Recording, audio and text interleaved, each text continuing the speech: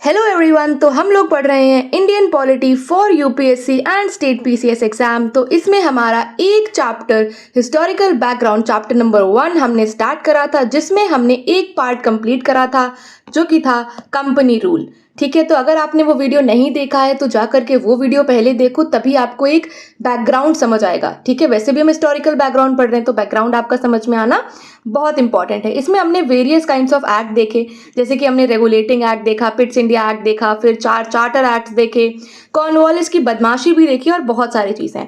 अब बात है 1858 के गवर्नमेंट ऑफ इंडिया एक्ट की, क्योंकि आपको पता है 1857 में हो गया था रिवोल्ट ऑफ 1857, सिपॉय म्यूटनी। तो क्राउन को जो पावर्स थी वो अपने हाथ में लेनी पड़ी थी, क्योंकि कंपनी फेल कर गई थी कहीं ना कहीं।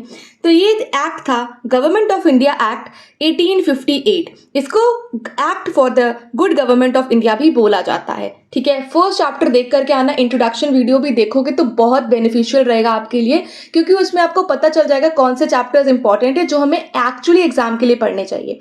देखो 15 से 20 क्वेश्चन आता है ना पॉलिटी से, प्रीलिम्स में आता ही आता है 15 से 20 क्वेश्चन, यूपीएससी में, स्टेट पीसीएस में। तो आप ध्यान से पढ़ो, ठीक है, ध्यान लगा करके पढ़ो, स्किप नहीं करना है। मैं आपको वही सारी चीजें बताऊंगी जो एक्चुअली एग्जाम में पूछा जाता है या फिर पूछा गया है।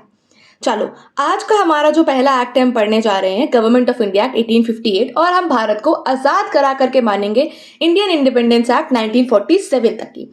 ठीक है, अब इस एक्ट में क्या क्या प्रोविजंस थे आपको पता है। रिवोल्ट ऑफ 1857 हो गया था, इसने क्या करा, अबॉलिश कर दिया ईस्ट इंडिया कंपनी को। ठीक है, 1858 ने जो एक्ट आता है वो अबॉलिश कर देता है ईस्ट इंडिया कंपनी को। जितने भी पावर्स होते हैं वो सारी की सारी ब्रिटिश क्राउन को शिफ्ट कर देता है। क्या कर देता है, ब्रिटिश क्राउन को ट्रांसफर कर देता है। जितने भी पावर्स होते हैं, चाहे वो गवर्नमेंट रिलेटेड पावर्स हो, टेरिटोरियल रिलेटेड पावर्स हो, या फिर रेवेन्यू रिलेटेड पावर। अब मैं आपसे एक क्वेश्चन पूछना चाहूंगी, जिसने भी वो वीडियो देखा है लास्ट लेक्चर हिस्टोरिकल बैकग्राउंड का कंपनी रूल वाला, वो बच्चे जरूर बताएं, या फिर आप लोगों को पता है तो डेफिनेटली बताओ। बोर्ड ऑफ कंट्रोल नाम से एक बॉडी बनी थी। ठीक है, 2-3 क्वेश्चन मैं पूछ रही हूं, आप लोगों को पता होना चाहिए। बोर्ड ऑफ कंट्रोल नाम से एक बॉडी बनी थी, वो कौन से एक्ट में बनी थी, पहला क्वेश्चन ये है। दूसरा क्वेश्चन ये है कि क्रिश्चियन मिशनरीज एनलाइटन करने के लिए लोगों को कौन से एक्ट में आई थी। ठीक है, क्रिश्चियन मिशनरी कौन से एक्ट में आई थी। सुप्रीम कोर्ट इन कैलकाटा, बताओ सुप्रीम कोर्ट इन कैलकाटा कौन से एक्ट में बन रहा था। फिर एक और question, governor general of India, अभी आपने देखा ना सेंट्रलाइजेशन हो रहा है सबसे ज्यादा, तो गवर्नर जनरल ऑफ इंडिया कौन से एक्ट में बनता है, पहला गवर्नर जनरल ऑफ इंडिया कौन बनता है। ये तो 4 क्वेश्चन मैंने पूछे, आप लोग आंसर करो, बहुत अच्छा रहेगा आप लोग आंसर करोगे तो। और अगर आपने चैनल को अभी तक सब्सक्राइब नहीं करा है, सब्सक्राइब कर लेना यार, उसी से मोटिवेशन आता है। और तुम लोग कमेंट वगैरह करके तो बताते नहीं हो, एटलीस्ट कमेंट में बताया करो कि कैसा रहा क्लास, क्या कुछ सजेशंस हैं जो मैं इंक्लूड कर सकती हूँ। ठीक है, but from my side I am trying my best कि आपको मैं बेस्ट कंटेंट प्रोवाइड कर पाऊँ। तो अभी तक सारी पावर्स कंपनी के पास थी, अब गवर्नमेंट ऑफ इंडिया 1858 आने के बाद सारी की सारी पावर्स ब्रिटिश क्राउन के पास शिफ्ट हो जाती हैं। ठीक है, हेंसफोर्थ जो गवर्न था उसको, जैसे आपने देखा ना, हर मैजेस्टी के नाम से कंपनी जो है ट्रेड कर रही थी। कौन से एक्ट में देखा हर मैजेस्टी के नाम से ट्रेड कर रही थी, बताओ। ठीक है, और इसने बेसिकली चेंज कर दिया डेजिग्नेशन को। गवर्नमेंट जो गवर्नर जनरल ऑफ इंडिया था ना, आपने देखा था गवर्नर जनरल ऑफ इंडिया, अभी मैंने आपसे पूछा, तो अब वॉइसरॉय ऑफ इंडिया बन गया है। ठीक है, जो गवर्नर जनरल ऑफ इंडिया था वो अब वॉइसरॉय ऑफ इंडिया बन गया है। क्या governor general of India William Bentinck था, कॉर्नवालिस था, वॉरेन हेस्टिंग्स था, कौन था गवर्नर जनरल ऑफ इंडिया पहला। ठीक है, तो अब 1858 के एक्ट से जो गवर्नर जनरल ऑफ इंडिया था वो बन गया वॉइसरॉय। ठीक है, वॉइसरॉय बन गया। पहला वॉइसरॉय जो था वो बनता है लॉर्ड कैनिंग। लॉर्ड कैनिंग बनते हैं पहले वॉइसरॉय ऑफ इंडिया। बेसिकली ये डायरेक्ट रिप्रेजेंटेटिव थे इंडिया में ब्रिटिश क्राउन के, क्योंकि अब आपको पता है कि ब्रिटिश क्राउन रूल कर रहा था। कंपनी, ईस्ट इंडिया कंपनी जैसी नाम की कोई भी चीज अब एग्जिस्ट नहीं करती थी। सेकेंड पॉइंट, जो आपने देखा पिट्स इंडिया एक्ट में, अभी मैंने आपको आंसर बता दिया है। देखो, पिट्स इंडिया एक्ट में एक बोर्ड ऑफ कंट्रोल नाम से बॉडी बनती है, और कोर्ट ऑफ डायरेक्टर्स नाम से बॉडी आपको रेगुलेटिंग एक्ट ऑफ 1773 में देखने को मिलती है। इसने क्रिएट कर दिया था एक डबल गवर्नमेंट का सिस्टम, जो एक कमर्शियल फंक्शंस देखता था कोर्ट ऑफ डायरेक्टर्स, और board of control political, military और एक्सेट्रा फंक्शंस देखता था। ये एंड कर दिया सिस्टम बोर्ड ऑफ कंट्रोल और कोर्ट ऑफ डायरेक्टर्स का, डबल गवर्नमेंट एंड हो गई। एक नई बॉडी बनाते हैं ये लोग, एक नई बॉडी बनती है, उसको हम लोग कहते हैं secretary of the state for India. ठीक है, एक नया ऑफिस बन रहा है, एक नई बॉडी बन रही है जिसे हम लोग कह रहे हैं सेक्रेटरी ऑफ द स्टेट। इसमें एक्चुअल कंप्लीट अथॉरिटी दे दी गई सेक्रेटरी ऑफ द स्टेट को कंट्रोल करने की इंडियन एडमिनिस्ट्रेशन को। ठीक है, ये जो सेक्रेटरी ऑफ द स्टेट होता था ये ब्रिटिश कैबिनेट का मेंबर होता था और ये अल्टीमेटली ब्रिटिश पार्लियामेंट को रिस्पॉन्सिबल होता था। कई बार आपसे क्वेश्चन ऐसे बन के आ सकता है, क्या जो सेक्रेटरी ऑफ द स्टेट है वो इंडियन लेजिस्लेटिव काउंसिल को रिप्रेजेंट कर रहा है, उसके रिस्पॉन्सिबल है, या एग्जीक्यूटिव काउंसिल को रिस्पॉन्सिबल है? तो नहीं, जो सेक्रेटरी ऑफ द स्टेट है वो ब्रिटिश पार्लियामेंट को रिस्पॉन्सिबल है, ये मेंबर है ब्रिटिश कैबिनेट के। ठीक है, अब इनको जैसे कि आपने देखा जो एग्जीक्यूटिव काउंसिल थी उसमें 4 मेंबर थे, लेजिस्लेटिव काउंसिल में 6 मेंबर्स थे, इनको दे दिए गए 15 मेंबर की काउंसिल इनको असिस्ट करने के लिए। कितने मेंबर की काउंसिल? 15 मेंबर की काउंसिल, और इसको चेयर करेंगे, इसके चेयरमैन होंगे सेक्रेटरी साहब खुद, सचिव। सेक्रेटरी को सचिव बोलते हैं। ओके, अब देख लो 5th पॉइंट, ये जो secretary of the state in council थी ये एक बॉडी, कॉर्पोरेट बॉडी थी बेसिकली ये। ठीक है, ये केपेबल थी सू करने के लिए और being sued in India also. ठीक है, मतलब अगर ये कोई काम अच्छे से परफॉर्म नहीं करती है तो हम इस पे कोई केस भी कर सकते हैं, इंडिया में भी और इंग्लैंड में भी। ठीक है, लोग नहीं बोलते एसू इन कोर्ट, तो कोर्ट में बेसिकली केस कर सकते हैं उसके ऊपर। अब बात आती है लास्ट पैरा में, देखो क्या बोल रहा है इस एक्ट के। ये जो एक्ट था, the act of 1858 was however largely confined to the improvement. Basically ये इंप्रूवमेंट की बात करता है एडमिनिस्ट्रेटिव मशीनरी में। ठीक है, सुपरवाइज करने की बात करता है, कंट्रोल करने की बात करता है इंग्लैंड से, क्योंकि आपने देखा सेक्रेटरी ऑफ द स्टेट जो है वो पार्लियामेंट के मेंबर है, ब्रिटिश कैबिनेट के मेंबर है। ठीक है, ये कोई ऑल्टर नहीं करता है substantial way of system of the government. जो भी गवर्नमेंट चल रहा था वो सारी चीजें चल रही हैं, बट आपने देखा कि बोर्ड ऑफ कंट्रोल जो बॉडी थी वो खत्म कर दी गई, कोर्ट ऑफ डायरेक्टर्स खत्म कर दी गई, सेक्रेटरी नाम से एक नई बॉडी बनाई गई और गवर्नर जनरल ऑफ इंडिया बन गए अब वॉइसरॉय ऑफ इंडिया। पहले बनते हैं लॉर्ड कैनिंग। जो मैंने आपसे क्वेश्चंस पूछे हैं उनके आंसर आप लोग जरूर दीजिएगा। अब आपको देखने को मिलेंगे 3 इंडियन काउंसिल्स एक्ट, एक है 1861 का, 1892 और 1909, जिसको हम लोग मॉर्ले मिंटो रिफॉर्म्स भी बोलते हैं। मिंटो को क्या हम लोग फादर ऑफ कम्युनल इलेक्टोरेट भी बोलते हैं? किसी को पता है तो आप लोग जरूर बताओ। आफ्टर द ग्रेट रिवोल्ट, आपको पता है 1857 में इतनी ज्यादा मैसिव लेवल पे रिवोल्ट हुआ। ठीक है, बहुत यूनिफाइड नहीं था बट पहला रिवोल्ट था, बहुत ही मैसिव लेवल पे था, तो ब्रिटिशर्स भी डर गए थे। जो ब्रिटिश गवर्नमेंट थी उनको लगा कि इंडियंस का कॉपरेशन भी हमको चाहिए, इंडियंस को भी हमें शामिल करना चाहिए एडमिनिस्ट्रेटिव मशीनरी में। ठीक है, उन्हीं की कंट्री पे, हमारी ही कंट्री पे राज कर रहे हैं वो बाहर से आकर के, और इंडियंस को ही कॉपरेशन नहीं दे रहे हैं, इंडियंस को ही पार्टिसिपेट नहीं करने दे रहे हैं, ना उनकी काउंसिल में ना कहीं पे। तो अब उनको ये चीज़, नेसेसिटी इस चीज़ की समझ में आई कि हाँ, हमें इंडियंस को भी पार्टिसिपेट करने देना चाहिए उनका एडमिनिस्ट्रेशन में, उनका कोऑपरेशन भी हमें चाहिए।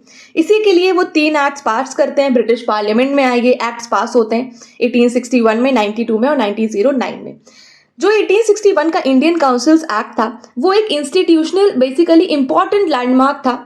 ठीक है, कॉन्स्टिट्यूशनल लैंडमार्क था पॉलिटिकल हिस्ट्री ऑफ इंडिया में, क्योंकि आप बता रहे हो, मैं बता रही हूँ आपको कि इसने इंडियंस का कॉपरेशन मांगा है, तो कुछ इंडियंस ऐड करेंगे ना, तो वो जो इंडियंस ऐड करेंगे उनके नाम हमें इंपॉर्टेंट है। पहली बात, एसोसिएट करने लगेगी इंडियंस को। ठीक है, किसमें? लॉ मेकिंग प्रोसेस में। मतलब लेजिस्लेटिव जो प्रोसेस था, आपने देखा इंडियन लेजिस्लेटिव काउंसिल बनती है जिसे हम लोग मिनी पार्लियामेंट बोलते हैं, कौन से एक्ट में बनती है? Come on guys, tell me. Law making process में ऐड करने लगे। अब इसमें जो वॉइसरॉय था ना, वो बेसिकली कुछ नॉन ऑफिशियल मेंबर्स को अपनी एक्सपैंडेड काउंसिल, एक्चुअल काउंसिल में नहीं अभी तक, मतलब वो ट्राई कर रहे थे ब्रिटिशर्स भी कि इंडियंस को हम अपनी में शामिल करें, बट ऑफिशियल मेजॉरिटी में नहीं, नॉन ऑफिशियल मेंबर्स में।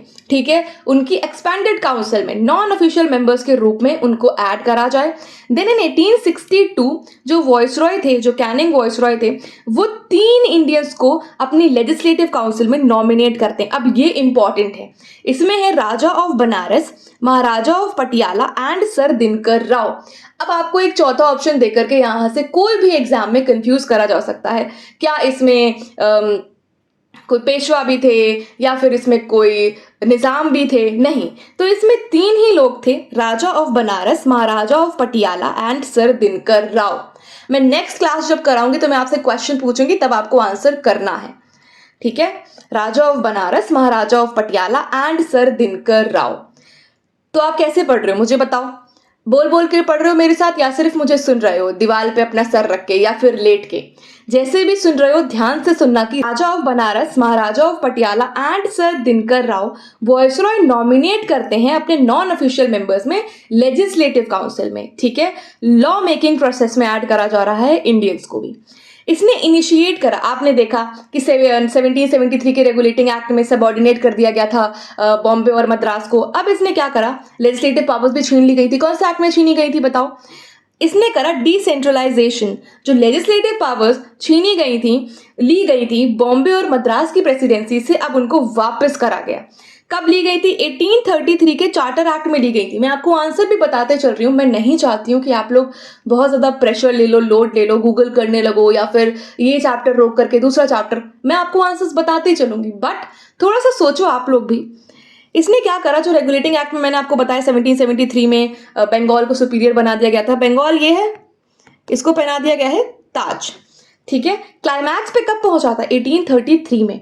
इसने बेसिकली इंटरनल ऑटोनॉमी देनी स्टार्ट कर दी गई प्रोविंसेस को 1937 से। कुछ नहीं, ये बात बकवास है, not needed. It also provided for the establishment of new legislative council. अब नई लेजिस्लेटिव काउंसिल्स भी बनना स्टार्ट हो गए। 1861 के एक्ट ने नई लेजिस्लेटिव काउंसिल बनती हैं, वो है बंगाल, नॉर्थ वेस्टर्न प्रोविंसेस और पंजाब के लिए। तो बंगाल में बनती है 1862 में। ये स्टेट पीसीएस वनडे एग्जामिनेशन के लिए बहुत इंपॉर्टेंट है। नॉर्थ वेस्टर्न प्रोविंसेस में बनती है 1886 में, पंजाब में बनती है 1897 में। तो अब और ज्यादा लेजिस्लेटिव काउंसिल्स बनना स्टार्ट हो गई। देन आज आप जो प्रेजेंटली देखते हो, फला फला डिपार्टमेंट है, एजुकेशन डिपार्टमेंट इनके अंदर है, वाटर डिपार्टमेंट इनके अंदर है, जल विभाग इनके अंदर है, ठीक है, सिंचाई विभाग इनके अंदर है, फला फला डिपार्टमेंट सिस्टम आप देखते हो। तो जो डिपार्टमेंट सिस्टम की रूट्स थी इंडिया में, वो रखते हैं लॉर्ड कैनिंग 1859 में, और इसी को हम लोग बोलते हैं पोर्टफोलियो सिस्टम, ठीक है। अगर आप सुनते होगे तो ये पोर्टफोलियो ये लीड कर रहे हैं, ठीक है, इन मिनिस्टर के अंदर ये डिपार्टमेंट आता है। तो ये डिपार्टमेंट सिस्टम है। बेसिकली क्या है? डिपार्टमेंट सिस्टम है जो मिनिस्टर्स हेड करते हैं, ठीक है। इसने एम्पावर करा बेसिकली वॉइसरॉय जो रूल्स एंड ऑर्डर बना सकता था ट्रांजैक्शन करने के लिए। ये देखो, ये एक्सप्लेनेशन है, ये सिर्फ मैं आपको समझा दूंगी, आपको मार्क नहीं करना है, आपको कुछ इसमें से याद नहीं रखना है ज्यादा। आपको बस इतना याद रखना है कि 1861 के एक्ट में ऐसा कुछ हुआ था, पोर्टफोलियो सिस्टम आया था, लॉर्ड कैनिंग ने इंट्रोड्यूस करा था, 1859 में इंट्रोड्यूस करा था, ठीक है, दैट्स इट। और पोर्टफोलियो सिस्टम क्या है? डिपार्टमेंटल सिस्टम है। डिपार्टमेंट्स देखेंगे, जो काउंसिल के मैटर्स हैं वो डिपार्टमेंट्स देखेंगे। अब जो मोस्ट इंपॉर्टेंट, जिसे मैं इस एक्ट की मोस्ट इंपॉर्टेंट चीज कह सकती हूँ, वो है वॉइसरॉय को एम्पावर कर दिया गया कि अब वो ऑर्डिनेंसेस इशू कर सकता है। ऑर्डिनेंसेस, अध्यादेश, जो आज आप देखते हो हमारे प्रेसिडेंट, हमारे गवर्नर भी इशू कर सकते हैं, ठीक है। टेम्परेरी लॉस कह सकते हैं इनको, जब भी कोई हाउस सेशन में नहीं होता है। ड्यूरिंग एन इमरजेंसी कब करा जा सकता है? कि बेसिकली कोई इमरजेंसी के टाइम पे करा जा सकता है। वो जो ऑर्डिनेंस है उसे किसी इमरजेंसी के टाइम पे पास करा जा सकता है। कौन करेगा? इस टाइम तो वॉइसरॉय करेंगे, बट प्रेजेंटली प्रेसिडेंट और गवर्नर करते हैं। कौन सा एक्ट है? Is it 123 and 213? बताओ क्या आर्टिकल है इसका। अब इसकी जो टाइम ड्यूरेशन है ये भी बहुत इंपॉर्टेंट है। जो लाइफ है ऑर्डिनेंस की, दैट इज 6 मंथ। ये आज भी इतनी ही है, ठीक है। ये बात खास बात है कि आज भी इतनी है। जो लाइफ ऑफ एक ऑर्डिनेंस की है वो 6 महीने है। तो हमने काफी इंपॉर्टेंट चीजें देखी 1861 के एक्ट में कि लेजिस्लेटिव प्रोसेस में इंडियंस को शामिल करा गया। इंडियंस का कॉपरेशन चाहिए। 3 लोग ऐड करेंगे, Raja of Banaras, Maharaja of Patiala and sir Dinkar Rao. और लेजिस्लेटिव काउंसिल्स बनती है बंगाल में, नॉर्थ वेस्टर्न प्रोविंसेस में और पंजाब में। डिसेंट्रलाइजेशन होना चालू हो गया। जो बंगाल का ताज था उसको धीरे धीरे उतारना चालू कर दिया गया। पोर्टफोलियो सिस्टम आता है, कैनिंग लाते हैं, 1859 में लाते हैं, डिपार्टमेंट सिस्टम है। देन ऑर्डिनेंसेस इशू कर सकते थे। 6 महीने तक उसका लाइफ टाइम होता था, ठीक है, लाइफ होती थी उसकी। अब सेकेंड इंडियन काउंसिल्स एक्ट हम लोग पढ़ने जा रहे हैं 1892 का। कौन सा है? 1892 का। आपने देखा नॉन ऑफिशियल मेंबर्स में शामिल करा गया था, अभी ऑफिशियल मेंबर्स नहीं बने थे। इसने क्या करा? 1892 के एक्ट में इंक्रीज कर दिया। जो एडिशनल आपने देखा नॉन ऑफिशियल मेंबर्स थे, अभी तक 3 थे। जो नॉन ऑफिशियल मेंबर्स थे सेंट्रल में भी और प्रोविंशियल लेजिस्लेटिव काउंसिल में भी नॉन ऑफिशियल मेंबर्स को इंक्रीज करा गया, ठीक है। बट भैया अपनी मेजोरिटी तो वो बना करके रखेंगे। मेजोरिटी रही गोरों की ही, बट उन्होंने एक स्टेप फॉरवर्ड लिया और नॉन ऑफिशियल मेंबर्स को इंक्रीज करा दोनों ही काउंसिल्स में, लेजिस्लेटिव काउंसिल्स में, सेंट्रल में भी और प्रोविंशियल में भी। अब इसने इंक्रीज कर दिए फंक्शंस जो लेजिस्लेटिव काउंसिल की थी और उनको पावर दे दिए, कुछ पावर्स उनको दे दिए गए। जैसे कि वो बजट को डिस्कस कर सकते थे, उस पर कुछ addressing questions to the executive से कुछ सवाल भी पूछ सकते थे। They can also ask some questions from the executive also. दो मोर फंक्शंस, दो एक फर्दर स्टेप लेकर के गए 1892 के एक्ट में, उनको पावर दे दी गई जो लेजिस्लेटिव काउंसिल को, और पावर दे दी गई कि वो बजट को डिस्कस कर सकते थे, क्वेश्चंस पूछ सकते थे एग्जीक्यूटिव से। Then what next? Third point, और this is the last only, nomination of some non-official members हुआ। ठीक है, कुछ non-official members को nominate करा गया। कहाँ पे? Central Legislative Council जो कि Viceroy, on the recommendation of Provincial Legislative Council and the Bengal Chamber of Commerce। कुछ नहीं है, इतना याद रखना कि कुछ अगर कहीं पे ऑप्शन आ जाता है बंगाल चेंबर ऑफ कॉमर्स करके, ठीक है, या फिर trade association, zamindari and chambers, recommendation पे कुछ नहीं, बस आपको इतना पता होना चाहिए कि नॉमिनेशन करा गया कुछ नॉन ऑफिशियल मेंबर्स के लिए। कौन से एक्ट में? 1892 के एक्ट में। That's it. अब नॉमिनेशन तो आ गया, इसमें आपको एक इंपॉर्टेंट प्रोविजन देखने को मिलेगा 1892 में कि इनडायरेक्ट प्रोविजन ऑफ इलेक्शन, आपको कुछ सॉर्ट ऑफ इलेक्शन आपको प्रोसीजर देखने को मिलेगा, बट कहीं पे भी इलेक्शन जैसा वर्ड मेंशन नहीं करा गया था इस एक्ट में। ठीक है, ये बात आपको समझ आ गई। लिमिटेड और इनडायरेक्ट प्रोविजन दे दिया गया इलेक्शन का कुछ सीट्स फिलअप करने के लिए, बट कहीं पे भी इलेक्शन वर्ड का मेंशन नहीं करा गया था, ये क्लियरली यहाँ पे मेंशन कर दिया गया है। अब इंडियन काउंसिल्स एक्ट का जो लास्ट एक्ट है वो है 1909 का, जिसको हम लोग मॉर्ले मिंटो रिफॉर्म्स के नाम से भी जानते हैं। इसको क्या बोलते हैं हम लोग? Morley Minto reforms. जो मॉर्ले थे वो सेक्रेटरी थे, कब बन रहे हैं? 1858 के एक्ट में बन रहे हैं।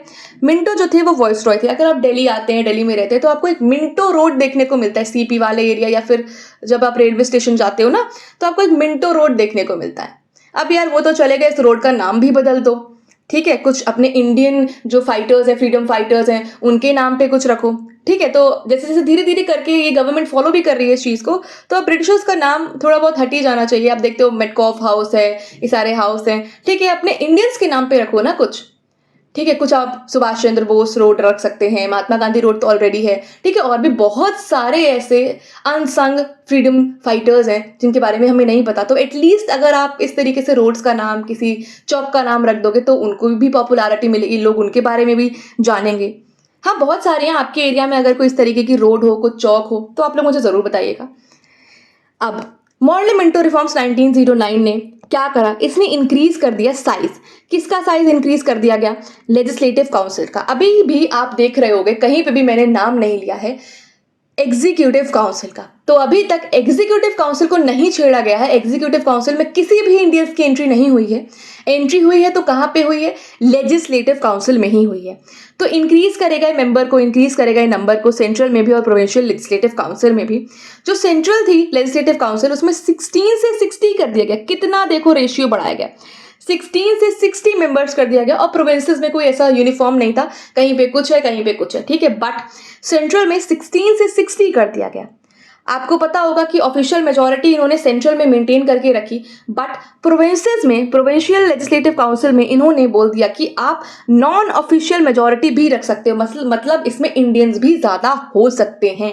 इट इज पॉसिबल, प्रोविंसेस में इंडियंस का पार्टिसिपेशन ज्यादा हो सकता है, बट सेंट्रल में नॉन ऑफिशियल मेजॉरिटी नहीं है, सेंट्रल में ऑफिशियल मेजॉरिटी ही है। इसने क्या करा? आपने देखा इससे पहले वाले एक्ट में कुछ एड्रेस कर सकते थे क्वेश्चंस। ठीक है, इसने एनलार्ज कर दिया बेसिकली उन फंक्शंस को लेजिस्लेटिव काउंसिल को बोथ लेवल्स पे। जैसे कि जो मेंबर्स थे वो सप्लीमेंट्री क्वेश्चंस पूछ सकते थे, रेजोल्यूशंस भी मूव कर सकते थे बजट पे, एंड सो ऑन। यहाँ पे कुछ पॉइंट्स दे रखे हैं। जो सिस्टम ऑफ बजट है वो पहली बार ब्रिटिश इंडिया में 1860s में इंट्रोड्यूस हुआ था। कब? 1860 में इंट्रोड्यूस हुआ था। ठीक है, moving on to some other important points of Morley Minto reforms. अब पहली बार for the first time Indians का एसोसिएशन करा गया वॉइसरॉय की एग्जीक्यूटिव काउंसिल में। एग्जीक्यूटिव काउंसिल में अभी तक आप देख रहे होंगे कि लेजिस्लेटिव काउंसिल को छेड़ा जा रहा है, but in 1909 Morley Minto reforms viceroy की जो एग्जीक्यूटिव काउंसिल थी उसको भी छेड़ा गया, उसमें भी इंडियंस का पार्टिसिपेशन दिखा। तो ऐड होते हैं वेरी इंपॉर्टेंट पर्सनालिटी जिनका मैं नाम लेने जा रही हूँ, सत्येंद्र प्रसाद सिन्हा, क्योंकि ये पहले ऐसे इंडियन होते हैं जो वॉइसरॉय के एग्जीक्यूटिव काउंसिल को ऐड करते हैं। Very very very important point. आया हुआ क्वेश्चन है स्टेट पीसीएस में, ठीक है, यूपी पीसीएस में पूछा जा चुका है ये क्वेश्चन कि कौन से ऐसे व्यक्ति थे, 4 लोगों के नाम थे, तो कौन थे? ही वॉज सत्येंद्र प्रसाद सिन्हा, जो कि फर्स्ट इंडियन बनते हैं वॉइस रॉय के एग्जीक्यूटिव काउंसिल में ऐड होने के लिए। और भी इंपॉर्टेंट एक पॉइंट है, he was appointed as a law member, इनको लॉ मेंबर के रूप में ऐड करा गया था। This is a 5 star kind of a point. पहली बात तो एग्जीक्यूटिव काउंसिल को 1909 एक्ट में छेड़ा गया, ऐड करा गया सत्येंद्र प्रसाद सिन्हा को, एक ही इंडियन को ऐड करा गया एज अ लॉ मेंबर, और ये फर्स्ट इंडियन थे। अब आपको पता है डिवाइड एंड रूल की पॉलिसी तो ब्रिटिशर शुरुआत से ही खेलते हुए आए हैं, ठीक है। कम्युनल रिप्रेजेंटेशन करा गया मुस्लिम्स का, सेपरेट इलेक्टोरेट, मतलब मुस्लिम का जो नेता होगा वो मुस्लिम होगा, वोट कौन करेगा? मुस्लिम ही करेगा, ठीक है। तो मुस्लिम का नेता भी मुस्लिम, वोट कौन करने वाली जनता भी मुस्लिम, सेपरेट इलेक्टोरेट दे दिया गया मुस्लिम्स के लिए, और लीगलाइज कर दिया गया कम्युनलिज्म को, ठीक है। कम्युनलिज्म धर्म से रिलेटेड होता है, जब धर्म को तोड़ने की बात आती है, कम्युनिस्टिक रिलीजियस बिलीव्स की बात आती है, तब धर्म की बात होती है। तो लॉर्ड मिंटो को मैं आपको बता रही थी, शुरुआत से बता रही थी, मैंने आपसे क्वेश्चन भी करा था कि लॉर्ड मिंटो को फादर ऑफ कम्युनल इलेक्टोरेट बोला जाता है, ठीक है। मिंटो जो थे ना भाई साहब, बड़े बदमाश आदमी थे, इनको बोला जाता है फादर ऑफ कम्युनल इलेक्टोरेट। अब इसने प्रोवाइड कर दिया इस एक्ट ने सेपरेट रिप्रेजेंटेशन, जो प्रेसिडेंसी कॉर्पोरेशंस की थी, चेंबर ऑफ कॉमर्स थे, यूनिवर्सिटीज थी, और जो जमींदारी एसोसिएशन थी, सेपरेट रिप्रेजेंटेशन दिया। क्या दिया? Separate representation. पहले वाले एक्ट में आपने देखा कुछ नॉमिनेशन करा जा रहा है, ठीक है, कुछ नॉमिनेशन करा जा रहा है बंगाल चेंबर ऑफ कॉमर्स से, जमींदारी एसोसिएशन से, ट्रेड एसोसिएशन से, एक्सेट्रा एंड एक्सेट्रा। अब यहाँ पे ये एक्ट खत्म हो जाता है। अब आता है सेकंड मोस्ट इंपॉर्टेंट एक्ट, आज जो हम लोग पढ़ रहे हैं, बेसिकली थर्ड, सारे इंपॉर्टेंट है, बस मैं आपको इंपॉर्टेंट पॉइंट बताती चल रही हूँ। सेकंड थर्ड क्या? गवर्नमेंट ऑफ इंडिया एक्ट 1919, इसको हम लोग मॉन्टेग्यू चेम्सफोर्ड रिफॉर्म्स भी बोलते हैं।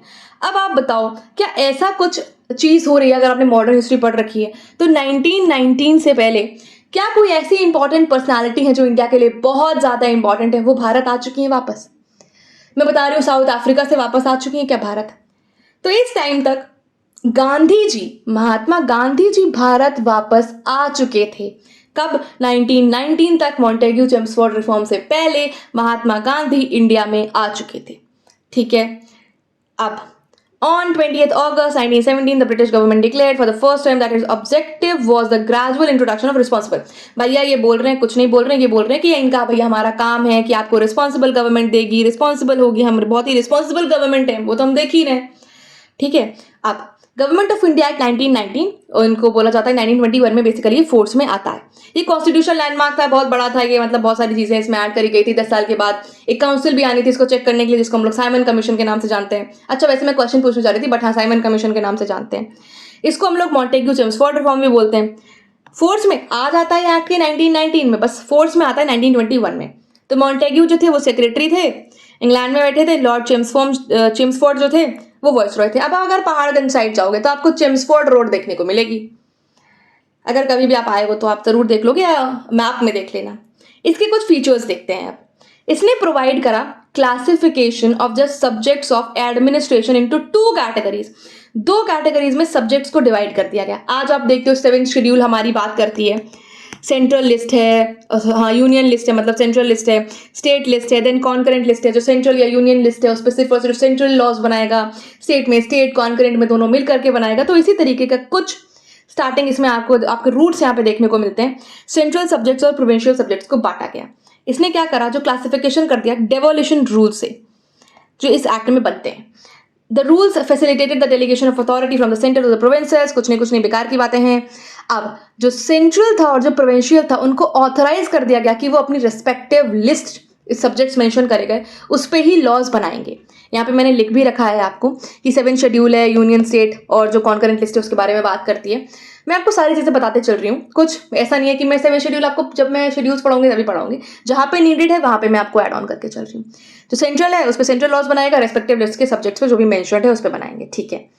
फर्दर इसने क्या करा, फर्दर इसने जो प्रोविंशियल सब्जेक्ट्स थे, ठीक है, अभी आपने देखा सेंट्रल है, ठीक है सेंट्रल। अब इसने जो प्रोविंशियल सब्जेक्ट्स थे उसको भी 2 पार्ट्स में बांट दिया, एक था ट्रांसफर्ड और एक था रिजर्व्ड।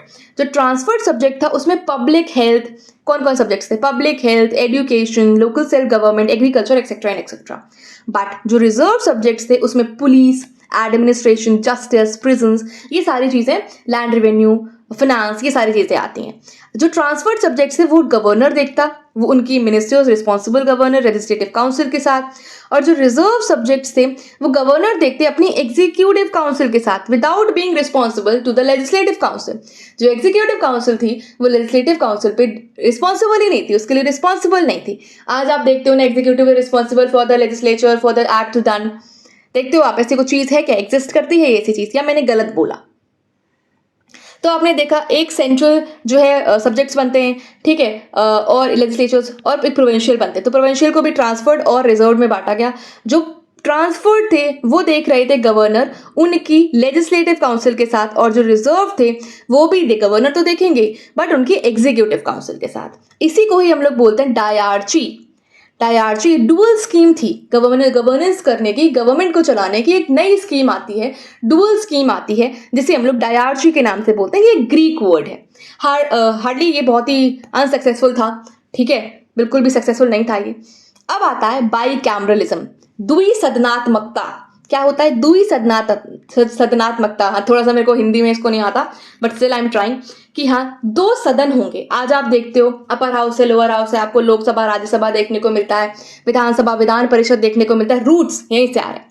बाईकैमरलिज्म इस चीज को बोलते हैं कि जब आपको एक अपर हाउस देखने को मिलेगा और एक लोअर हाउस देखने को मिलेगा, ठीक है, direct election, majority of the members of both the houses were chosen by direct election. अब यहाँ पे डायरेक्ट इलेक्शन आ गया, ठीक है, और पहली बार फॉर द फर्स्ट टाइम ऐसा हो रहा था कि बाईकैमरलिज्म और डायरेक्ट इलेक्शंस को लाया गया था। जो इंडियन लेजिस्लेटिव काउंसिल आपने देखी उसको रिप्लेस कर दिया गया बाईकैमरल लेजिस्लेचर से। अभी तो आपको लेजिस्लेटिव काउंसिल दिख रही, अब 2 हाउस हो गए, एक अपर हाउस और एक लोअर हाउस, ठीक है। अब नेक्स्ट पॉइंट देखो, इसने रिक्वायर करा कि जो 3 लोग होंगे, आपको पता है 6 लोग थे, ठीक है, वॉइसरॉय के एग्जीक्यूटिव काउंसिल में एक्सपैंड कर दिया गया था, 6 लोग थे।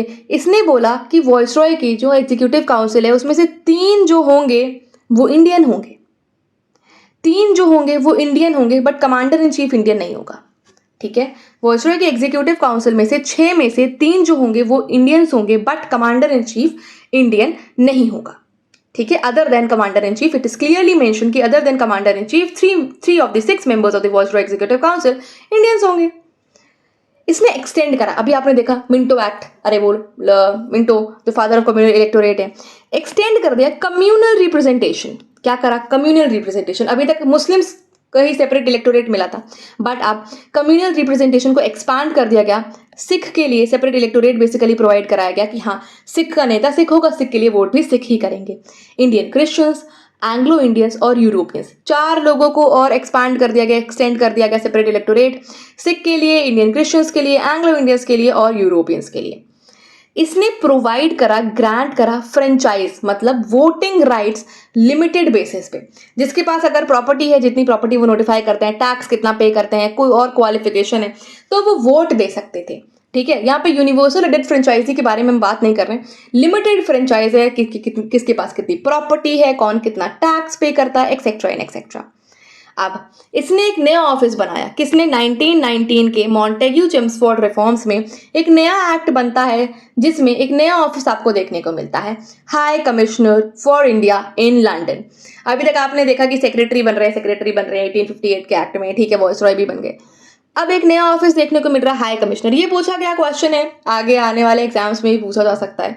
हाई कमिश्नर का एक नया ऑफिस जो कि लंदन में बनता है, वो कौन से एक्ट में बनता है? इनको एंड ट्रांसफर टू हिम, इनको काफी सारी पावर्स दे दी गई जो कि सेक्रेटरी परफॉर्म करता था, ठीक है। जो सेक्रेटरी परफॉर्म करते थे, हाई कमिश्नर को पावर्स प्रोवाइड कर दी गई। अब इसने प्रोवाइड करा 1919 के एक्ट में, जिसकी आप तैयारी करते हो, पब्लिक सर्विस कमीशन को एक इस्टेब्लिश करी गई एक बॉडी, पब्लिक सर्विस कमीशन के नाम से। कब? 1926 में, जो कि रिक्रूट करेगी सिविल सर्वेंट्स को, ठीक है। सिविल सर्विसेज के लिए एक बॉडी बनाई गई, पब्लिक सर्विस कमीशन के नाम से एक बॉडी बनाई गई। 1926 में ये बॉडी बनती है और ये रिक्रूट करेगी सिविल सर्वेंट्स को, जो आप लोग तैयारी कर रहे हो, आप लोगों को रिक्रूट करने के लिए एक बॉडी बनाई गई, पब्लिक सर्विस कमीशन। आज आप देखते हो यूनियन पब्लिक सर्विस कमीशन है, यूपीएससी, ठीक है। इसने पहली बार, इस एक्ट में पहली बार सेपरेट करा बजट्स को। कौन से बजट्स को? सेंट्रल का बजट और प्रोविंसेस का बजट। प्रोविंसेस का बजट और सेंट्रल का बजट सेपरेट कर दिया गया पहली बार।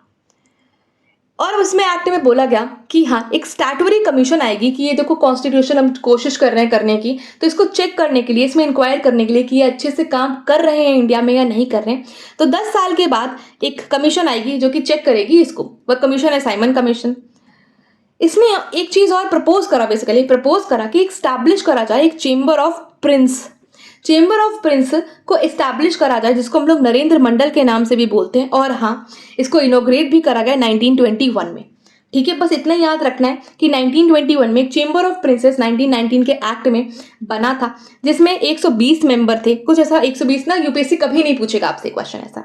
ठीक है, और कितने प्रिंसेस थे, हेड कौन करता था, बस इतना देख लो, हेडेड बाय वॉइसरॉय। ठीक है, सेंट्रल में वॉइसरॉय इसको हेड करते थे।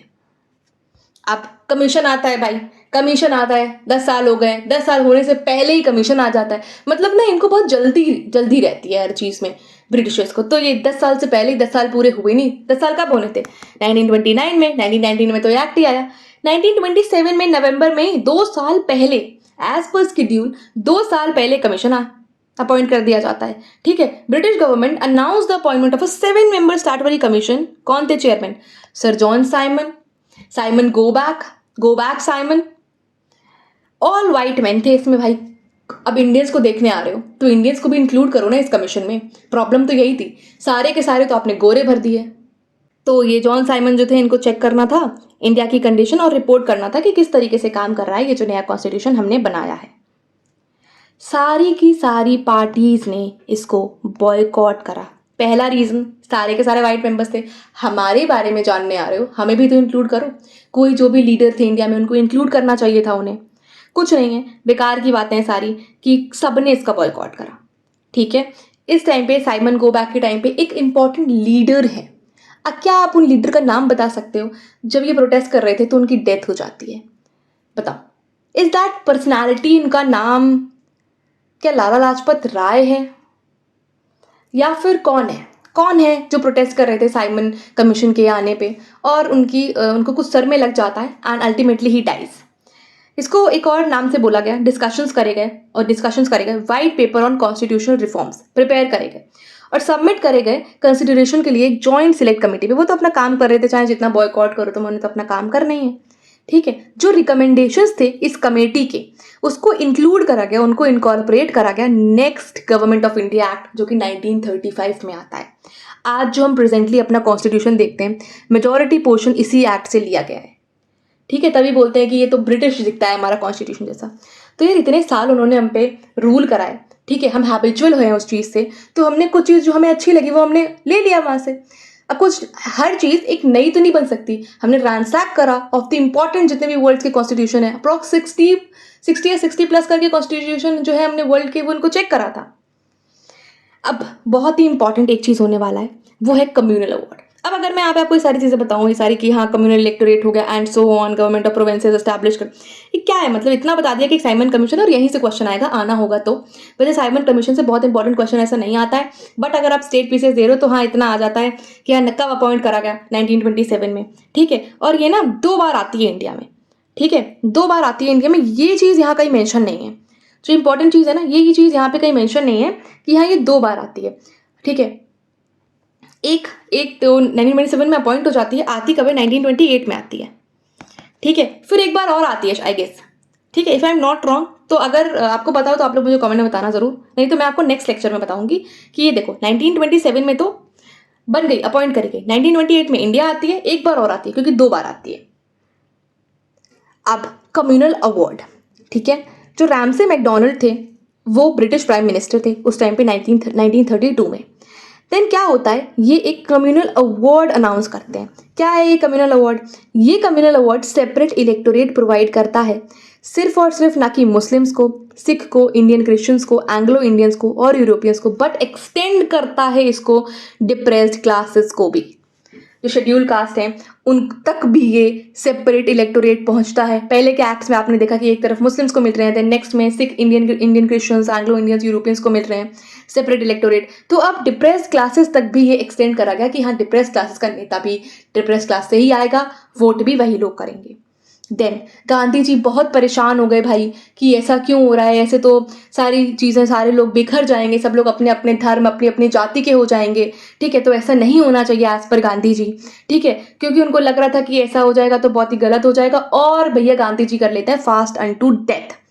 फास्ट अनटू डेथ कर लेते हैं। कहाँ करते हैं? अपने घर में नहीं करते हैं, साबरमती आश्रम में नहीं करते हैं, जेल में थे गांधी जी उस टाइम। जेल में थे गांधी जी उस टाइम पे। कहाँ पे थे? कौन सी जेल में थे? यरवड़ा जेल में थे, पुणे की। ठीक है, ये चाहते थे कि ये अवार्ड को मॉडिफाई होना चाहिए, इस तरीके की चीज नहीं होनी चाहिए। तो गांधी जी थे यरवड़ा जेल में। इसी जेल में संजय दत्त भी थे। ठीक है, आपको अगर ये नहीं पता हो तो यही वो जेल है जिसमें संजय दत्त भी थे। ठीक है, तो यरवड़ा जेल, इसको चाहते थे कि यरवड़ा जेल में गांधी जी थे। क्यों थे? अब आप ये सोचो, अगर आपने मॉडर्न हिस्ट्री पढ़ रखी है तो 1932 का टाइम चल रहा है। क्या उस टाइम पे नॉन कॉपरेशन मूवमेंट चल रहा है या फिर उस टाइम पे सिविल डिसोबीडियंस मूवमेंट चल रहा है? क्या दांडी मार्च हो चुका है इससे पहले, इसीलिए गांधी जी को जेल में डाला गया है? तो आप अगर ऐसा सोच रहे हो कि दांडी मार्च हो चुका है, गांधी जी जेल में है, तो this is very correct. Civil disobedience movement जो है वो हो चुका है इससे पहले, इसीलिए गांधी जी यरवड़ा जेल पुणे में है। अब एग्रीमेंट होता है बेसिकली कांग्रेस और कांग्रेस लीडर्स के बीच में और बाबा साहब भीमराव अम्बेडकर के बीच में कि हाँ, बाबा साहब भीमराव अम्बेडकर आपको पता है डिप्रेस क्लासेस के बहुत बड़े जाने माने नेता है। ठीक है, अब होता है क्योंकि पैक्ट होगा कांग्रेस पार्टी के बीच में और डिप्रेस क्लासेस के लीडर बाबा साहब के बीच में, पूना पैक्ट। तो पूना पैक्ट होता है, तो रिटेन करा गया हिंदू जॉइंट इलेक्टोरेट को और रिजर्व कर दी गई सीट, कुछ हिंदू जॉइंट इलेक्टोरेट को रिटेन करा गया और कुछ सीट्स डिप्रेस क्लासेस को भी प्रोवाइड कर दी गई। ठीक है, ऐसे तो हमारे बाबा साहब भी नहीं मानने वाले, तो डिप्रेस क्लासेस को कुछ सीट्स रिजर्व करी गई। ब्रिटिश गवर्नमेंट ने एक्सेप्ट कर लिया पूना पैक्ट को और मॉडिफाई कर दिया कम्युनल अवार्ड को। ठीक है, बड़ा अच्छे से इन्होंने जो है रिस्पेक्ट करा कि हाँ डिप्रेस क्लासेस के हम रिस्पेक्ट करते हैं, तो इन्होंने मॉडिफाई कर दिया अपने कम्युनल अवार्ड को पूना पैक्ट। कभी भी आपसे पूछा जाए पूना पैक्ट कब होता है, तो पूना पैक्ट होता है 1932 में। किस किस के बीच में होता है? तो Congress party, basically Congress party और भीमराव अंबेडकर बाबा साहब के बीच में होता है। ठीक है, अगर कोई भी मुझे बता पाएगा, कोई भी बता पाएगा कि कांग्रेस पार्टी की तरफ से इसको साइन करने वाले कौन सी पर्सनालिटी थे, चलो एक दो नाम दे देती हूँ। कौन? एक लीडर, डिप्रेस क्लासेस के लीडर की तरफ से तो बाबा साहब ने साइन करा, बट कांग्रेस पार्टी के लीडर की रूप में किसने साइन करा? क्या वो जवाहरलाल नेहरू थे? क्या मोतीलाल नेहरू थे? क्या मदन मोहन मालवीय थे वो? ठीक है, बताओ कौन थे? ठीक है, अब आता है प्रोविजंस आते हैं पूना पैक्ट के। कुछ प्रोविजंस को इंक्लूड कर दिया गया 1935 के गवर्नमेंट ऑफ इंडिया एक्ट में। 1935 का गवर्नमेंट ऑफ इंडिया एक्ट बहुत ही कॉन्स्टिट्यूशन लैंडमार्क है, बहुत ही बड़ा एक्ट है। ठीक है, अब हम उसको देखने जा रहे हैं। बहुत इंपॉर्टेंट है, ध्यान से सुनना, बोर मत होना, क्योंकि इंपॉर्टेंट चीज़ें लास्ट में ही होती हैं और इंपॉर्टेंट चीज़ें लास्ट में होती है, तब तक तुम्हारा जो मोटिवेशन लेवल है वो डाउन हो जाता है। एक सजेशन मैं और चाहती हूँ, पूछना चाहती हूँ आप लोगों से, ये बताओ क्या एक दो लेक्चर में लाइव भी करूँ? ठीक है, और आप लोग कमेंट में तो बताते ही नहीं हो। ठीक है, क्या कुछ भी आप रिप्लाई नहीं करते हो, सब्सक्राइब नहीं कर रहे हो चैनल को? मतलब एटलीस्ट अगर मतलब आप लोगों को लग रहा है कंटेंट पसंद आ रहा है, वीडियो देख रहे हो, मैंने देखती हूँ, मैं वीडियो देखते हैं लोग, सब्सक्राइब नहीं करते चैनल को, कर लो यार, मुझे मोटिवेशन आता है। नहीं तो मैं क्यों अपना यहाँ पे चीख चीख के पढ़ा रही हूँ? ठीक है, आप लोगों के बेनिफिट के लिए पढ़ा रही हूँ। ठीक है, आप लोगों के लिए बेनिफिशियल रहेंगी ये चीज़ें। अब गवर्नमेंट ऑफ इंडिया एक्ट 1935, नहीं तो काफ़ी लोग आप देखते होगे ना पीपीटी से पढ़ा देते हैं, पीपीटी से पढ़ा देते हैं। एक्चुअल बुक में जो चीज़ लिखी है ना वो कई बार स्किप हो जाती है उस चीज़ में। पीपीटी से तो मैं भी पढ़ा सकती हूँ, बना दूँ, कॉपी कर दूँ, ठीक है, पीपीटी से पढ़ा दूँ, अपने पीपीटी टाइप कर लूँ, बट एक्चुअल बुक से पढ़ना इज टोटली डिफरेंट। अब यही बुक आपने ओपन करके रख रखी है, सेम बुक आपके पास है, सेम बुक से मैं पढ़ा रही हूँ, आपको समझ आ जाएंगी चीज़ें। ठीक है, ये सेकेंड माइलस्टोन था। पहला कौन सा था तो आप ही बताओगे। इसमें बहुत ही लेंदी था, ये कंप्लीटली रिस्पॉन्सिबल गवर्नमेंट लाता है भारत में, इंडिया में। लेंदी था, डिटेल्ड डॉक्यूमेंट था, इसमें 321 सेक्शंस थे और 10 स्केड्यूल्स थे। आज कितने स्केड्यूल्स हैं? 12 स्केड्यूल्स हैं। ठीक है, इसमें थे 10 स्केड्यूल्स। इसने प्रोवाइड करा, एक हम बनाएंगे, स्टैब्लिश करेंगे ऑल इंडिया फेडरेशन को। किसको? ऑल इंडिया फेडरेशन को, जिसमें प्रोविंसेस भी होंगे, प्रिंसली स्टेट्स भी होंगे। अब 3 लिस्ट बनाई गई। ठीक है, डिवाइड कर दी गई पावर्स को सेंट्रल और यूनिट में। 3 लिस्ट बनाई गई, फेडरल, प्रोविंशियल और कॉन्करेंट लिस्ट। तो फेडरल में आपको ये सब वाली बात पता होना जरूरी नहीं है कि 59 आइटम्स थे, ये सब कुछ नहीं है। फेडरल बनाई गई, प्रोविंशियल बनाई गई और कॉन्करेंट लिस्ट बनाई गई, दोनों के लिए, तो दोनों लॉज बना सकते हैं उस पर। एक चीज और बनाई गई, रेजिडरी पावर्स। जो रेजिडरी पावर्स थी, जो इन तीनों में ही नहीं आती हैं, बाकी जो और चीजें थी वो वॉइसरॉय को दे दी गई, वॉइसरॉय, गवर्नर जनरल, इनको दे दी गई। ठीक है, प्रोविंसेस भैया, प्रिंसली स्टेट जो थे, प्रिंसली स्टेट जो थे वो इनको ज्वाइन ही नहीं करते हैं। 3 प्रिंसली स्टेट्स तो हमें बाद में भी ज्वाइन नहीं करते, फिर उनको बाद में लेना पड़ता है। ठीक है, हैदराबाद, कश्मीर और जूनागढ़। इसने अबॉलिश कर दिया डायरची को। डायरची आपने देखा की लिस्ट थी, ठीक है। तो अब यहाँ पे भी लिस्ट बना रहे हो, डायआरसी को इन्होंने अबॉलिश कर दिया, दे दी प्रोविंशियल ऑटोनॉमी, ठीक है। काफी सारी चीजें इसमें हो नहीं पाएंगी, ठीक है। प्रोविंशियल ऑटोनॉमी दे दी कि हाँ प्रोविंसेस अब जो हैं फ्री हैं, किसी भी तरीके से एडमिनिस्ट्रेशन कर सकती हैं, ठीक है। More over the act introduce responsible government, provinces में भी रिस्पॉन्सिबल गवर्नमेंट बनाने की कोशिश करी गई, ठीक है। जो गवर्नमेंट थी प्रोविंसेस में और जो गवर्नर था उनको रिक्वायर करा गया कि एक्ट एडवाइस जो मिनिस्टर्स रिस्पॉन्सिबल है प्रोविंशियल लेजिस्लेचर में उनकी एक्ट पे काम करें। और ये जो फोर्स है बेसिकली कब आता है, इन्फोर्समेंट कब होता है, इसका इफेक्ट में आता है 1937 में और डिसकंटिन्यू भी कर दिया गया 1939 में। मैंने आपसे बोला कुछ चीजें आएंगी गायब हो जाएंगी, पता भी नहीं चलेगा समय के साथ। इस एक्ट में एक अडॉप्शन करने की बात करें डायआरसी को सेंटर में। अब भैया पहले तो बोल रहे खत्म कर रहे हैं, अब बोल रहे हैं डायआरसी लाएंगे, सेंटर पे लाएंगे, प्रोविंसेस में नहीं लाएंगे। ये चाहता था कि कॉन्सिक्वेंटली जो फेडरल सब्जेक्ट्स हैं उनको रिजर्व सब्जेक्ट्स और ट्रांसफर सब्जेक्ट में बांटा जाए, बट ये प्रोविजन कभी भी एक्ट में नहीं आता है, ऑपरेशन में नहीं आता है। Very bad, sad British government के लिए। अब इसने बाई कैमरलिज्म जो 6 आउट ऑफ 11 प्रोविंसेस थी, 11 प्रोविंसेस में से 6 में बाई कैमरलिज्म, दुई सदनात्मकता आ गई, ठीक है। अपर हाउस और लोअर हाउस हो गया। जो लेजिस्लेचर थी बंगाल और बॉम्बे की, मद्रास, बिहार, असम और यूनाइटेड प्रोविंस में, यूनाइटेड प्रोविंस अपना यूपी, ये इंपॉर्टेंट है, वेरी वेरी वेरी इंपॉर्टेंट है। आपको सेंटेंस में, स्टेटमेंट में यूपीएससी पूछ सकता है, पूछा गया क्वेश्चन है, यूपीपीसीएस में भी पूछा गया क्वेश्चन है कि कौन कौन से थे। आपको एक गलत दे देगा, आगरा दे देगा, कहो असम की जगह आगरा कर दे, 4 में से गलत। कौन कौन से थे इसमें बाइकैमरलिज्म जिसमें हुआ था, तो बंगाल, बॉम्बे, मद्रास, बिहार, असम और यूनाइटेड प्रोविंस यूपी, ठीक है। बंगाल, मेरे साथ बोलो, रिपीट करो, बंगाल, बॉम्बे, मद्रास, बिहार, असम और यूपी। इसमें अपर हाउस होगा, लोअर हाउस होगा, पर काफी सारे रिस्ट्रिक्शंस भी प्लेस करे गए इनके ऊपर। इसने क्या करा, सर्टेन नंबर जो जनरल सीट्स थी, ठीक है, उनको रिजर्व कर दिया गया डिप्रेस्ड क्लासेस के लिए। किसके लिए? डिप्रेस्ड क्लासेस के लिए कुछ नंबर ऑफ जनरल सीट्स थी, जो जनरल कैटेगरी में से सीट्स थी उनको डिप्रेस्ड क्लासेस के लिए रिजर्व कर दिया गया। इसने एक्सटेंड करा स्पेशल रिप्रेजेंटेशन, बेसिकली इसने एक्सटेंड करा स्पेशल रिप्रेजेंटेशंस वुमेन्स के लिए भी और लेबरर्स जो वर्कर्स थे उनके लिए भी स्पेशल रिप्रेजेंटेशन दिया। इसने अबॉलिश करा काउंसिल ऑफ इंडिया को, ठीक है। जो काउंसिल ऑफ इंडिया स्टैब्लिश करी गई थी गवर्नमेंट ऑफ इंडिया एक्ट 1858 में, उसको अबॉलिश कर दिया गया। काफी सारी चीजें खत्म हो रही हैं तो अबॉलिश कर दिया गया। जो सेक्रेटरी ऑफ द स्टेट थे, वो team basically secretary of the state को एडवाइस करने के लिए तो ये काउंसिल बनाई गई थी, काउंसिल ऑफ इंडिया। इसने एक्सटेंड कर दिया फ्रेंचाइज को, मतलब वोटिंग राइट्स दे दी गई। अप्रॉक्स 14% जो टोटल पॉपुलेशन थी उसके पास वोटिंग राइट्स आ गए। अप्रॉक्स 14% पॉपुलेशन के पास वोटिंग राइट्स आ जाते हैं। अब एक्स्टैब्लिश हो रहा है, ये चीजें इंपॉर्टेंट है, अभी आने वाले 2-3 पॉइंट्स बहुत इंपॉर्टेंट है आगे आने वाले।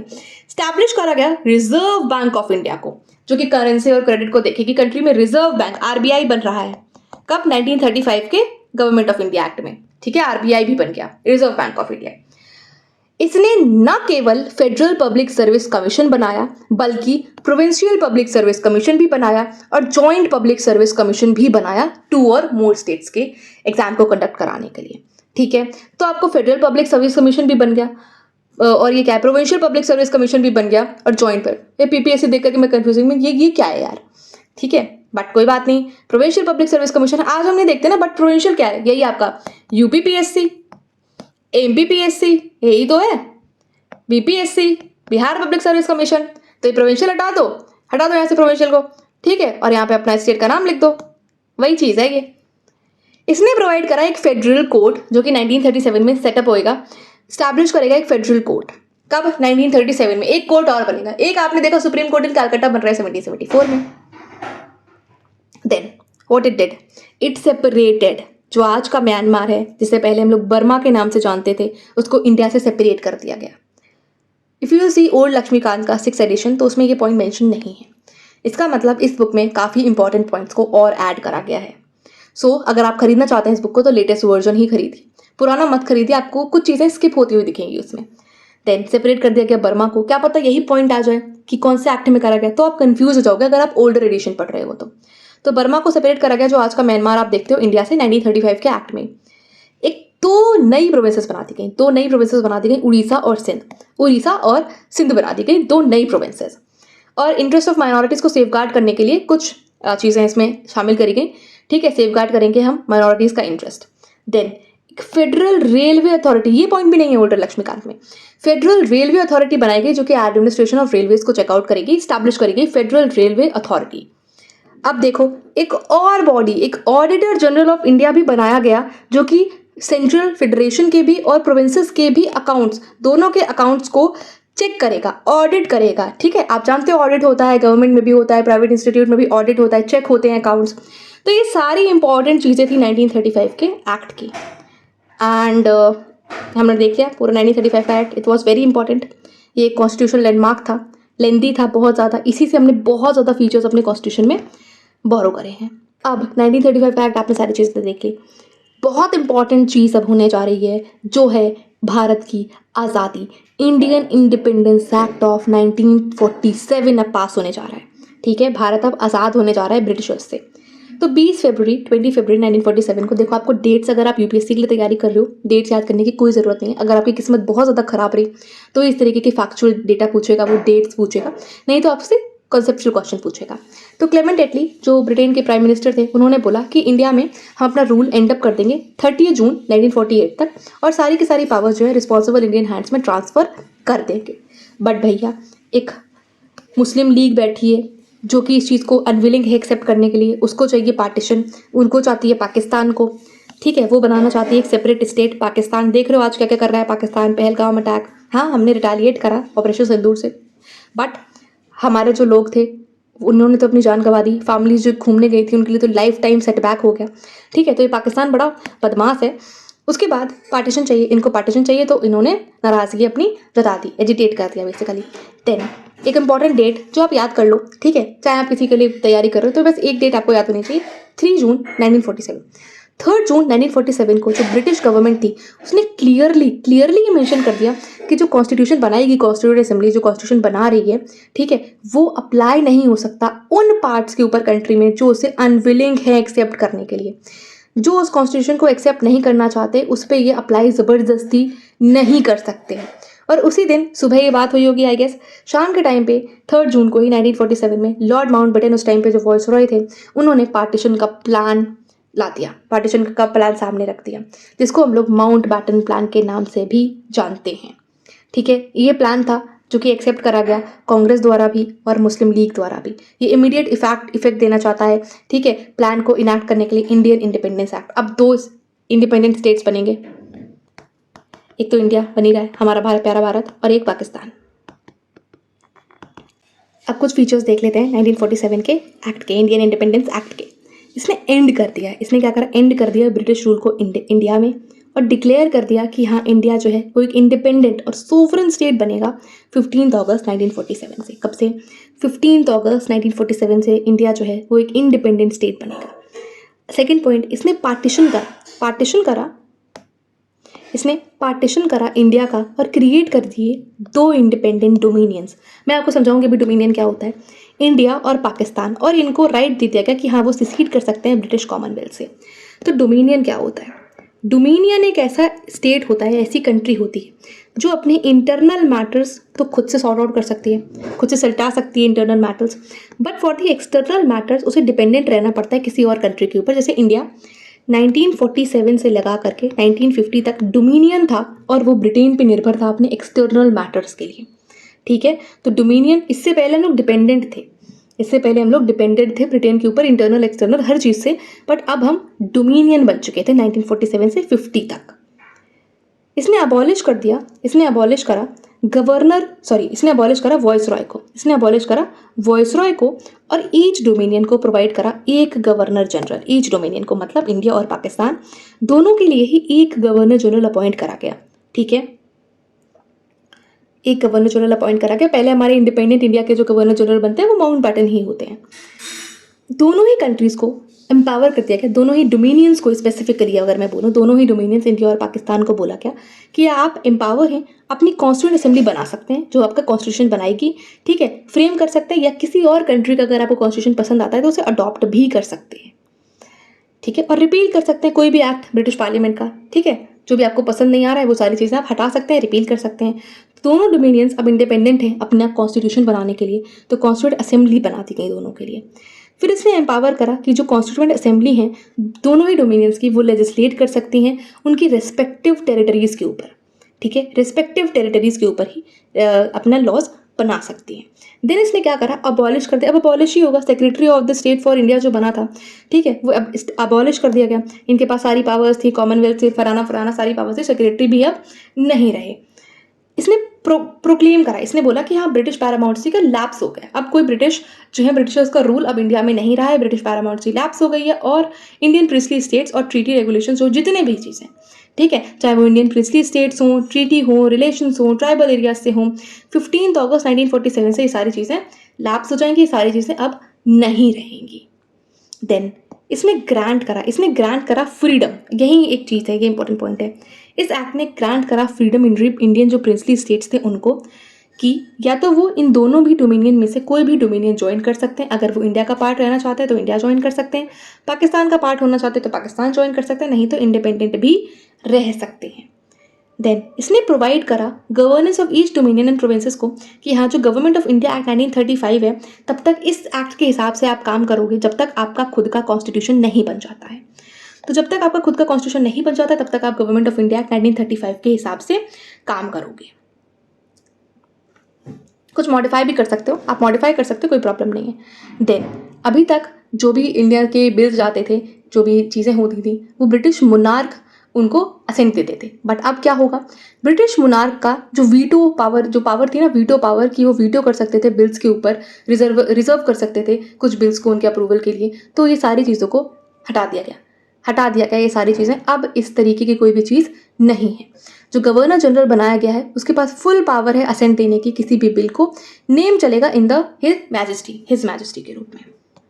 ठीक है, यहाँ आपको बात समझ आ गई कि ब्रिटिश मोनार्क का कोई भी रूल नहीं रहा है। इसने डेजिग्नेट करा जो गवर्नर जनरल ऑफ इंडिया है और एंड द प्रोविंशियल गवर्नर्स हैं उनको constitutional nominal heads of the state. ठीक है, कॉन्स्टिट्यूशनल और नॉमिनल हेड, आज आप देखते हो प्रेसिडेंट जो है कॉन्स्टिट्यूशनल हेड है बट नॉमिनल है, रियल एग्जीक्यूटिव तो हमारे प्राइम मिनिस्टर हैं। They were made to act on the advice, जो कि काउंसिल ऑफ मिनिस्टर्स ही, तो आपको पता है काउंसिल ऑफ मिनिस्टर्स की एड एंड एडवाइस पे ही काम करते हैं। इसने ड्रॉप कर दिया title of emperor of India, ठीक है, रॉयल टाइटल्स, जो भी रॉयल टाइटल्स थे उनको सारी चीज़ों को खत्म कर दिया इसने। देन भाई क्यों करेगा ये सिविल सर्विसेज का अपॉइंटमेंट नहीं करेगा, तो इसने डिसकंटिन्यू कर दिया जो अपॉइंटमेंट था सिविल सर्विसेज के लिए और उनकी जो भी पोस्ट थी उनके लिए। अब क्यों लेगा वो, उनका अपॉइंटमेंट क्यों करेगा, तो ये सारी चीज़ें सिविल सर्विसेज का अपॉइंटमेंट भी अब खत्म हो गया। देन व्हाट हैपेंड, देन आप एक स्पीच पढ़ते हो जवाहरलाल नेहरू की, एक मोस्ट फेमस स्पीच है, at the stroke of midnight when the world will sleep India will awake. ठीक है, ऐसी कोई स्पीच है ना, ठीक है, आप लोग अब पता है तो आप लोग मुझे जरूर लिखो, मुझे सिर्फ इतनी लाइन पता है, at the stroke of midnight when the world will sleep India will awake to its, ऐसे करके कोई स्पीच है।